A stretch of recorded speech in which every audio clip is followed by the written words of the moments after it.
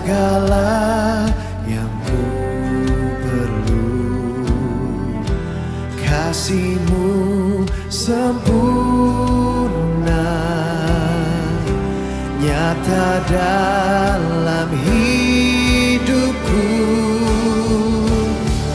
Ku bersyukur Bapa, ku bersyukur Tuhan, buat kasih setia-Mu di dalam hidupku. Ku bersyukur, ku bersyukur Bapa, ku bersyukur Tuhan, buat kasih setia-Mu di dalam hidupku. Ku bersyukur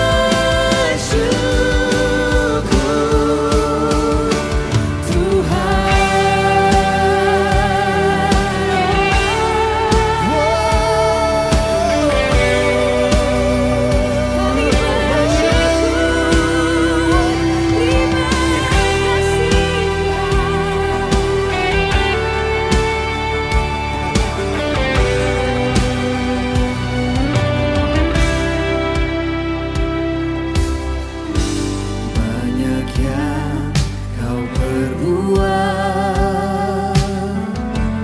di dalam hidupku. Rancangan indah-Mu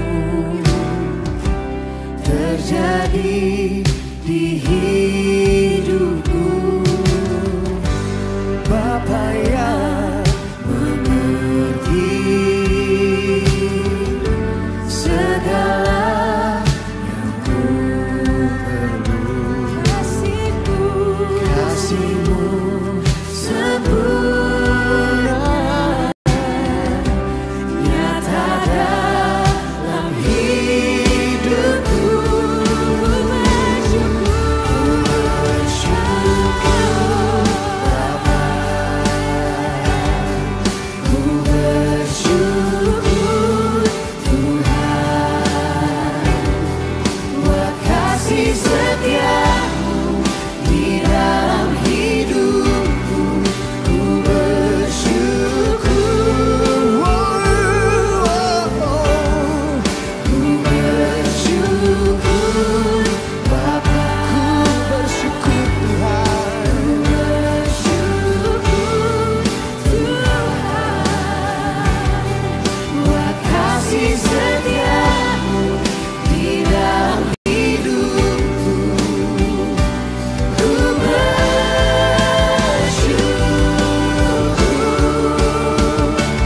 Tuhan.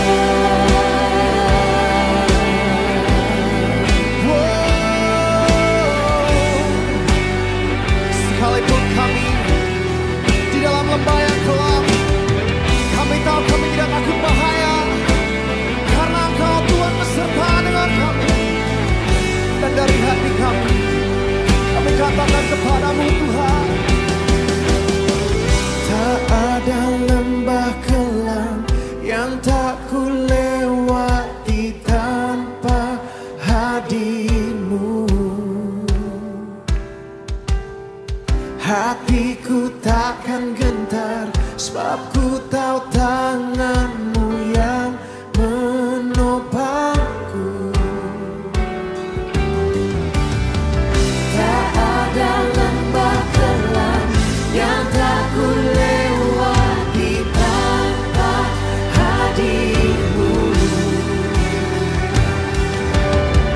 Hatiku takkan gentar, sebab ku tahu tangan-Mu yang menopangku.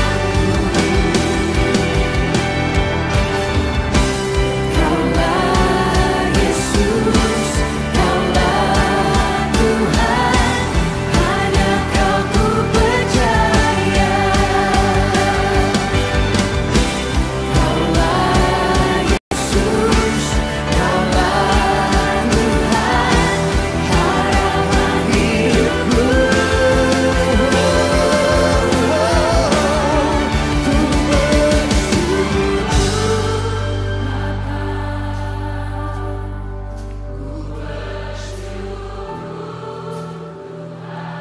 bersyukur Tuhan Yesus. Kebaikan-Mu tidak pernah habis-habisnya Tuhan.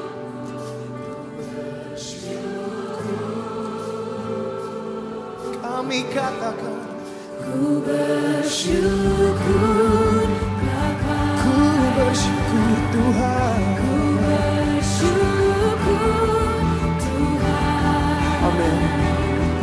Buat kasih setiamu di dalam hidupku. Ku bersyukur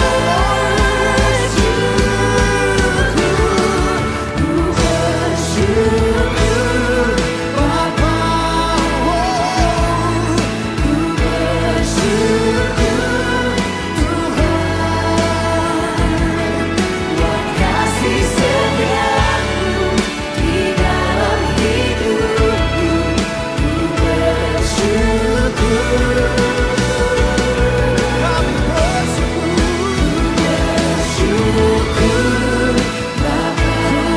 Bersyukur Bapa, buat kasih setiamu di dalam hidupku. Ku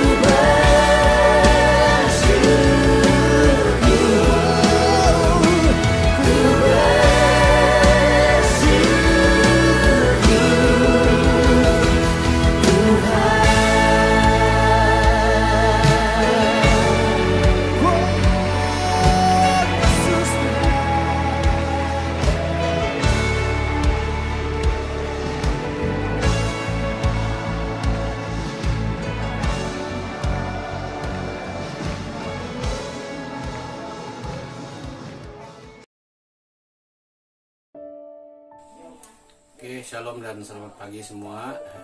Untuk memulakan kebaktian online kita pada pagi ini, mari kita semua tunduk kepala dan kita berdoa. Bapa di surga, terima kasih Tuhan Yesus atas pimpinan-Mu dalam kehidupan seharian kami, sehingga kami diperlayakan sekali lagi untuk mengikuti kebaktian online pada pagi ini. Tuhan, sebelum kami memulakan kebaktian kami ini, kami mohon penyertaan-Mu dari awal pertengahan hingga selesai, khususnya anak-Mu yang membawa puji-pujian, yang akan membawa firman-Mu, dan kami semua yang akan mengikuti secara online. Keberikan kami berkat Roh Kudus memimpin kami Tuhan, sehingga kami dapat mengikuti kebaktian ini sehingga selesai. Terima kasih Bapa, di dalam nama Tuhan Yesus kami telah berdoa dan mengucap syukur semuanya. Amin.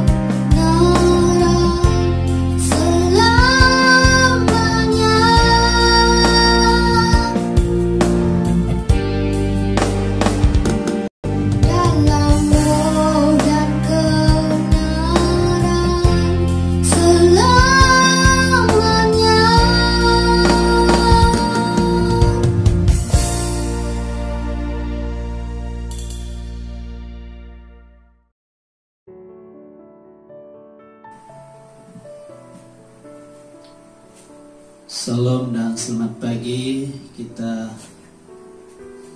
bertemu lagi dalam ibadah kita secara online pada minggu ini. Sebelum saya sampaikan renungan firman Tuhan, mari kita tunduk kepala, kita berdoa. Bapa kami dalam kerajaan surga, Bapa yang kami kenal dan kami sembah dalam nama Tuhan kami Yesus Kristus. Pada pagi hari ini kami sangat bersyukur dan memuji Tuhan, sebab kami boleh bersama-sama secara khusus dalam ibadah kami secara online pada minggu ini. Kami dapat bersama-sama memuji-muji dan menyembah nama Tuhan, memuliakan nama Tuhan, mengalami hadirat dan mengalami kebaikan berkat Tuhan. Dan teristimewa pada pagi hari ini kami dapat bersama-sama dalam merenungkan firman Tuhan sebagai dasar hidup kami, dasar untuk kami berjuang terus sebagai orang percaya yang telah ditebus dan yang telah dipanggil melalui kasih karunia dan iman kami. Terima kasih Bapa, saya berdoa supaya sepanjang renungan firman Tuhan pada hari ini kami dapat mendengar dan kami mengalami berkat sesuatu yang baru dalam hidup kami untuk kebenaran firman Tuhan, untuk kami dapat guna pakai sebagai senjata dalam kerohanian kami, untuk kami berjuang sampai kepada kedatangan Tuhan. Terima kasih buat hamba-Mu, beri hikmat dan kekuatan, kebijaksanaan, dan semua yang akan mendengar dalam renungan firman Tuhan pada hari ini diberkati dan dikuatkan bersama-sama. Terima kasih, kami istiharkan firman-Mu pada pagi hari ini. Di dalam nama Tuhan kami Yesus Kristus kami berdoa. Amin.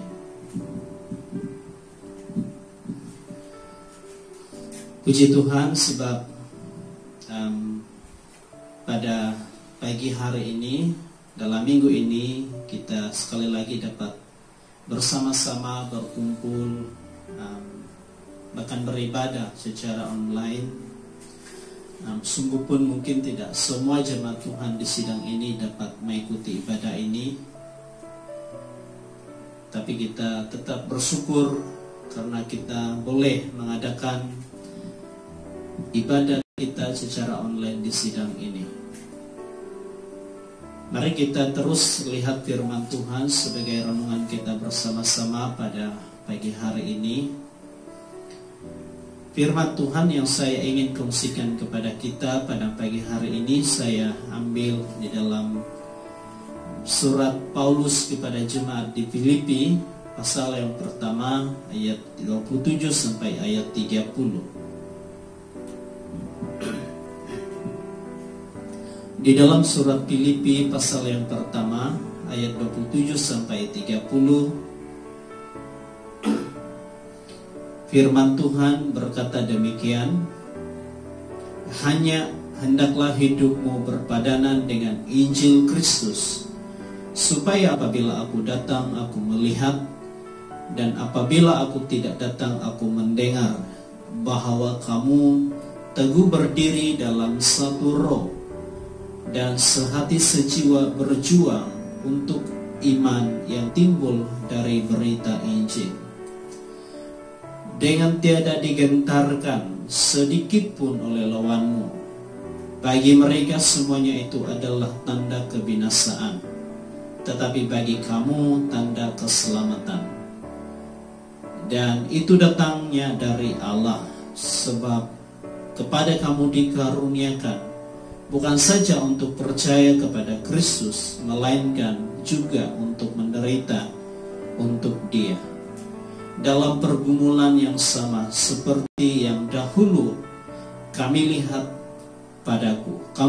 padaku, dan yang sekarang kamu dengar tentang aku.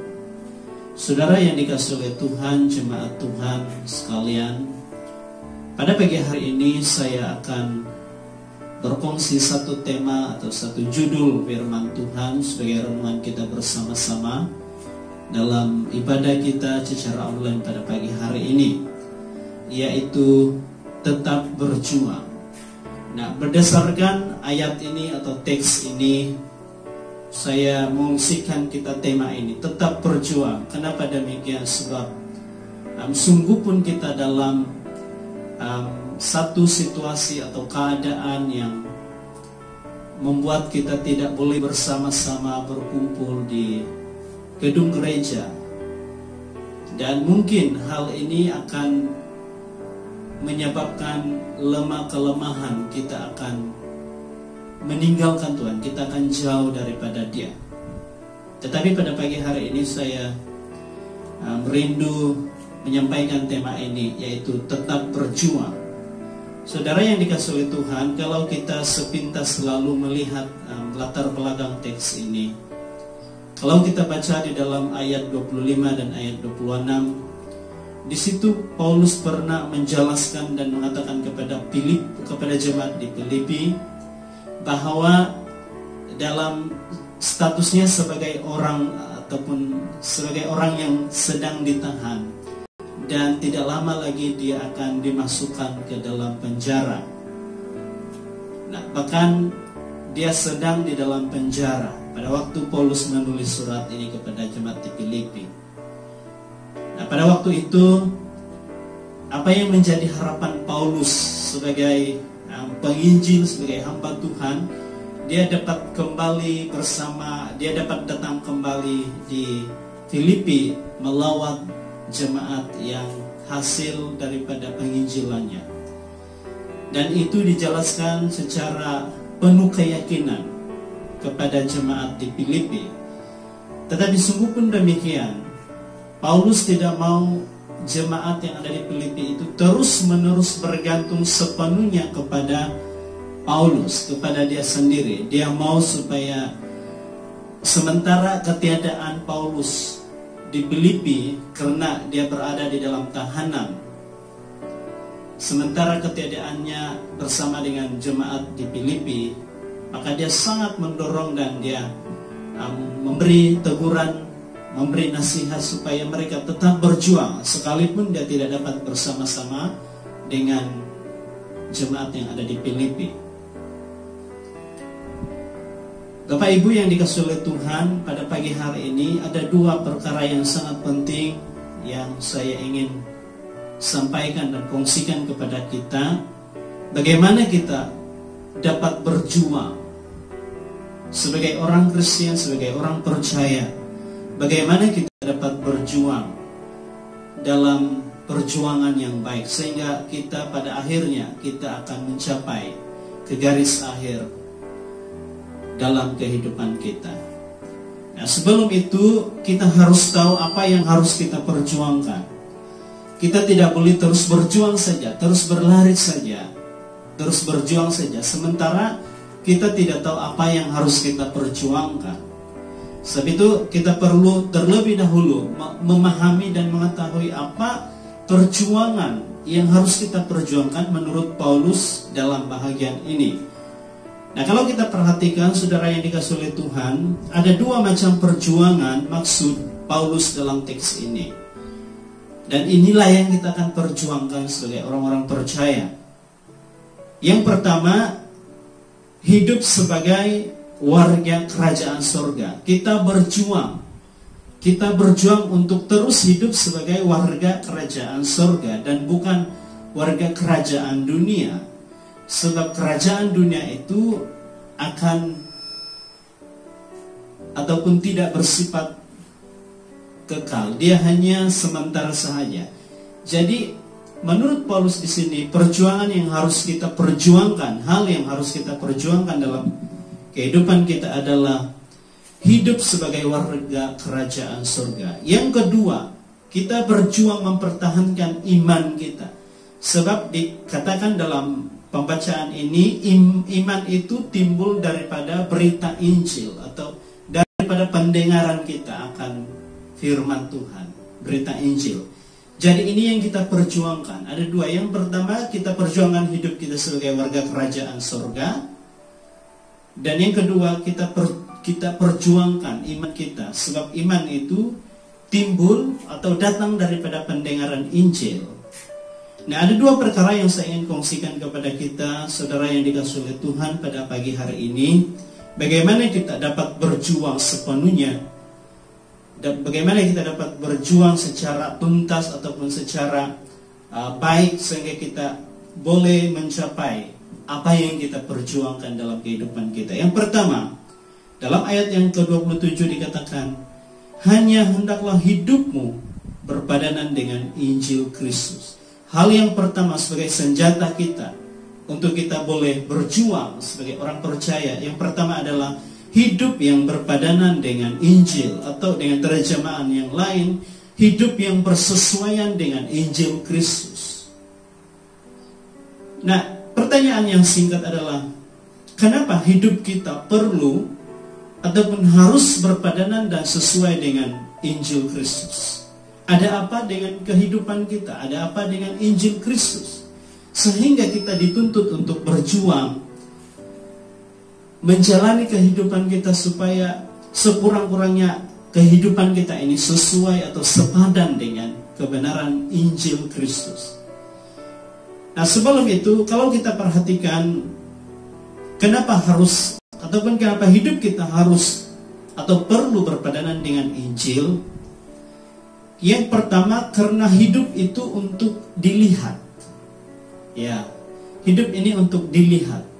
Itulah sebabnya kita sebagai orang percaya, kita perlu menyadari bahwa Paulus berkata dalam Korintus bahwa hidup kita ini sepertinya surat yang dapat dibaca oleh orang lain, yang dapat dibaca, yang dapat dilihat oleh orang lain di persekitaran kita. Jadi kenapa kita perlu hidup selaras atau sesuai dengan atau sepadan dengan Injil Kristus? Sebab hidup kita ini untuk dilihat. Hidup ini untuk dilihat. Jadi siapapun akan melihat hidup kita. Siapapun akan melihat hidup kita. Oh, mereka ini adalah orang Kristen. Mereka ini adalah orang percaya. Begini cara hidup orang percaya. Begini cara hidup orang Kristen. Jadi hidup ini untuk dilihat. Jadi Paulus memberi nasihat kepada jemaat yang ada di Filipi pada waktu itu. Mereka harus memperjuangkan ini sebagai satu sifat warga kerajaan surga. Jadi Paulus mau supaya jemaat yang ada di Filipi, mereka perjuangkan ini. Mereka harus hidup selaras, sepadan dengan Injil atau standar dengan kebenaran Injil itu sendiri. Sebab menurut Paulus, hidup ini sesuatu yang sering dilihat oleh orang-orang yang ada di persekitaran kita. Nah, itulah sebabnya kita perlu memandang ini sebagai satu hal yang serius dalam iman kita, dalam kepercayaan kita. Yang kedua, kenapa hidup kita perlu dan harus berpadanan dengan Injil Kristus? Yang kedua, karena hidup ini untuk didengar. Jadi orang hanya tidak melihat hidup kita, tetapi orang juga mau mendengar daripada telinga mereka masing-masing bagaimana cara kehidupan orang-orang percaya. Itulah sebabnya Paulus berkata di sini, hanya hiduplah, hanya hendaklah hidupmu berpadanan dengan Injil, supaya apabila aku datang, aku melihat supaya kamu tetap dalam ajaranku, kata Paulus.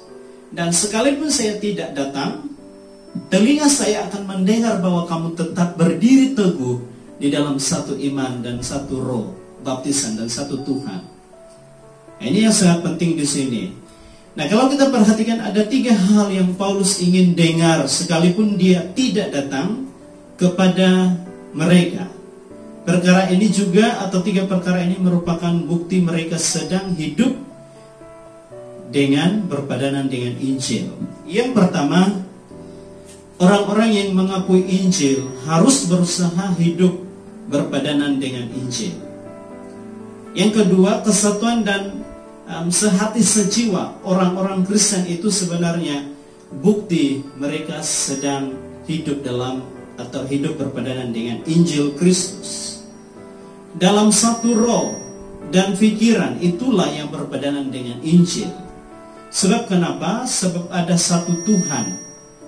Kita ada satu Tuhan, mereka ada satu Tuhan, ada satu iman dan ada satu baptisan. Itulah sebabnya mereka, Paulus mau supaya jemaat di Filipi ini mereka harus hidup sehati sejiwa dalam memperjuangkan hidup sebagai orang-orang percaya. Yang ketiga, keteguhan itu berpadanan dengan Injil. Dikatakan bahwa kamu teguh berdiri dalam satu roh. Jadi ini yang Paulus mau dengar daripada orang-orang atau jemaat yang ada di Filipi. Sungguh pun dia tidak dapat datang kembali kepada mereka. Bahwa hidup ini kita tetap teguh, kuat, tetap berdiri dalam kesatuan, yaitu sehati sejiwa berjuang untuk iman yang timbul dari berita Injil. Jadi inilah yang harus kita perjuangkan. Jadi sebagai orang-orang percaya, Bapak Ibu yang dikasihi oleh Tuhan, kita harus berjuang. Karena kenapa? Hidup ini untuk didengar dan untuk dilihat. Dan inilah hal yang pertama. Bagaimana kita boleh berjuang terus sebagai orang percaya? Yang pertama adalah hidup kita berpadanan. Haruslah hidup kita berpadanan sesuai dengan Injil Kristus.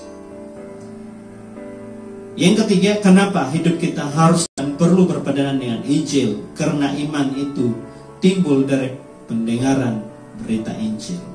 Rasul Paulus sedang menasihatkan kita supaya menjaga hidup dengan sebaik-baiknya, yaitu hidup seturut dengan kebenaran Injil Kristus. Dalam ayat yang ke-26, saya sudah jelaskan ini, di mana Paulus mengatakan bahwa ia akan kembali lagi kepada mereka walaupun ia sedang menjadi seorang tahanan. Namun Paulus tidak ingin mereka terlalu bergantung pada hal tersebut atau kedatangannya kembali kepada mereka. Dan itulah sebabnya Paulus berkata, kamu harus berjuang. Saudara yang dikasihi oleh Tuhan, apa yang kita dapat pelajari di sini? Melalui Paulus, menurut Paulus, sebenarnya hidup keagamaan kita tidak seharusnya terus bergantung pada hamba-hamba Tuhan. Ya, perhatikan ini baik-baik. Ada masa-masa hamba Tuhan itu dia akan keluar dalam satu-satu sidang. Dan menurut Paulus, hidup keagamaan kita, kepercayaan kita itu, iman kita itu, kitalah yang sendiri mempertahankan dan memperjuangkan itu. Tidak seharusnya kita terus bergantung pada hamba-hamba Tuhan. Dan ini yang dimaksudkan oleh Paulus di sini. Itulah sebabnya Paulus berkata, hendaklah hidupmu berpadanan dengan Injil. Sebila mana hidup kita berpadanan dengan Injil, maka kita boleh berjuang sampai kepada kekekalan sebagai murid-murid Kristus. Dan itulah sebabnya Paulus berkata, kamu harus berjuang. Sebab menurut Paulus, tidak semestinya hidup kita, iman kita itu terlalu bergantung dengan hamba-hamba Tuhan. Yang kedua dan yang terakhir, saudara yang dikasihi oleh Tuhan, hal yang boleh kita perbuat sebagai senjata kita untuk berjuang terus dalam kehidupan kita, yaitu tetap berani dan teguh di dalam penderitaan. Sekarang ini kita sedang menderita, bahkan dari dulu lagi kita menderita. Dan sekarang kita menderita, bahkan sampai selamanya kita akan menderita. Sebab itu kita tetap berani seperti Paulus. Dia tetap berani sekalipun nyawanya jadi taruhan ataupun nyawanya akan berhadapan dengan risiko yang bahaya, tetapi dia tetap berani. Dia tetap teguh di dalam penderitaan. Kalau kita baca dalam ayat 28 berkata, dengan tidak digentarkan sedikit pun oleh lawanmu. Mengapa Paulus berkata demikian? Sebab orang-orang yang mengakui Injil itu selalu akan menjumpai perlawanan atau musuh. Jadi kita sebagai orang-orang percaya, kita sering akan berhadapan dengan musuh-musuh kita. Kita sering akan mengalami perlawanan secara rohani. Sebab itu perhatian utama kita haruslah tetap teguh berpegang pada pengakuan kita dan tidak pernah berubah dalam pengakuan kita. Kenapa kita harus tetap teguh di dalam penderitaan? Karena ada dua karunia yang berharga yang diberikan oleh Yesus, dan keduanya karena Kristus. Ada dua karunia yang sangat berharga yang telah diberikan oleh Tuhan kepada kita. Itulah sebabnya kenapa kita tetap berani dan teguh di dalam penderitaan, sungguh pun kita dalam menderita. Yang pertama, karunia untuk percaya kepadanya. Ini adalah karunia. Kita percaya kepada Yesus, itu adalah karunia kita. Itu bukan usaha kita semata-mata, tetapi itu karunia daripada Tuhan melalui iman yang diberikan kepada kita. Karunia untuk percaya kepadanya. Iman adalah karunia Allah oleh karena Kristus. Yang kedua, karunia untuk menderita bagi kepentingan Kristus. Jadi ini adalah karunia. Menderita bagi Kristus itu adalah karunia. Kenapa? Karena kita menderita bukan untuk kepentingan kita sendiri, tetapi untuk kepentingan Kristus, untuk kemuliaan Tuhan. Ini juga merupakan karunia yang sangat berharga. Kenapa demikian? Sebab suatu kehormatan dan keuntungan yang besar bagi kita. Kita boleh menderita untuk Kristus dan untuk kemuliaan Tuhan. So, dengan menderita bagi Kristus, kita dapat menjadi sangat berguna bagi kemuliaan Allah yang menjadi tujuan bagi penciptaan kita.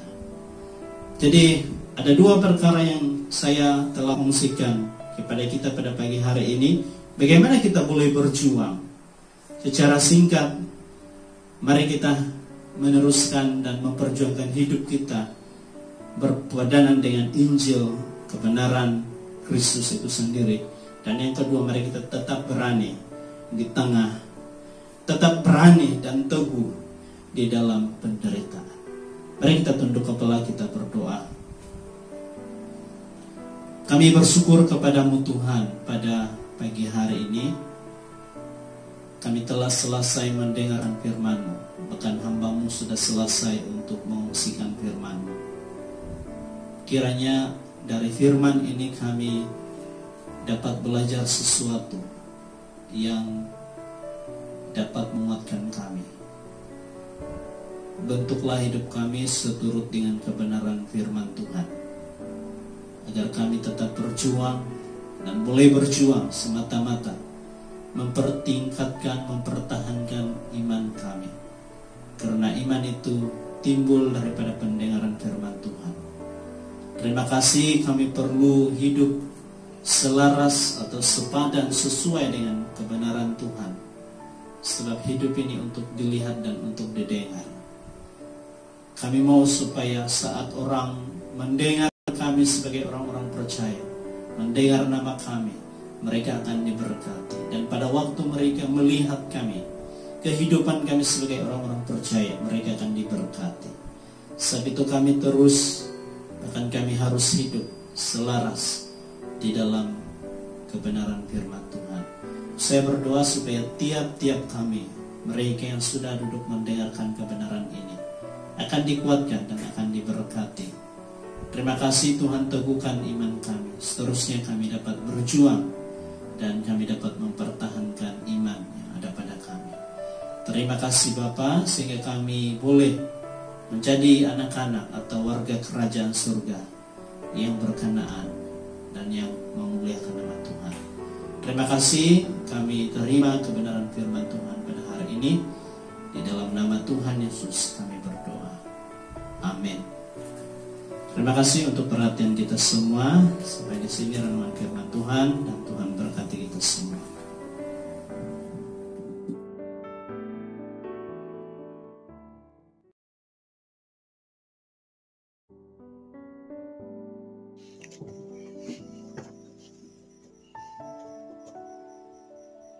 Baiklah, salam dan selamat pagi kepada semua jemaat Tuhan.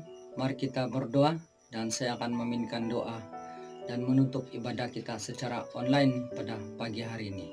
Mari kita berdoa. Bapa kami di surga yang kami kenal di dalam nama Tuhan Yesus Kristus, Juru Selamat kami yang hidup. Terima kasih Tuhan di atas pimpinan dan penyertaan-Mu pada kami semua, jemaat Tuhan yang beribadah secara online pada pagi hari ini. Terima kasih juga akan firman-Mu yang telah pun kami kongsi bersama sebentar tadi. Kiranya Roh Tuhan terus memberkati kami lewat dari firman-Mu. Berkati hamba-Mu yang telah menyampaikan firman-Mu.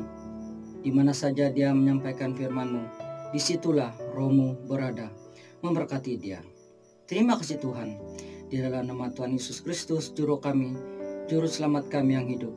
Kami sudah berdoa dan bersyukur semuanya. Amin.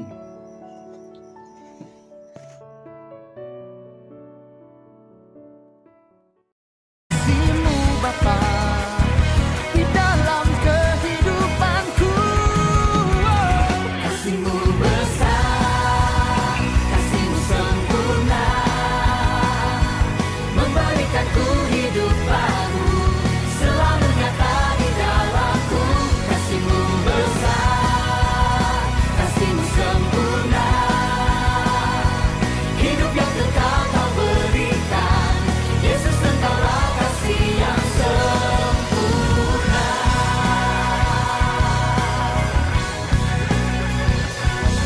Di dalam-Mu ku aman, di dalam-Mu ku kuat, karena ku tahu pasti kasih-Mu lingkupiku. Di dalam-Mu ku aman, di dalam-Mu ku kuat, karena ku tahu pasti kasih-Mu lingkupiku. Di dalamku aman, di dalamku kuat, karena ku tahu pasti kasih-Mu lingkupiku.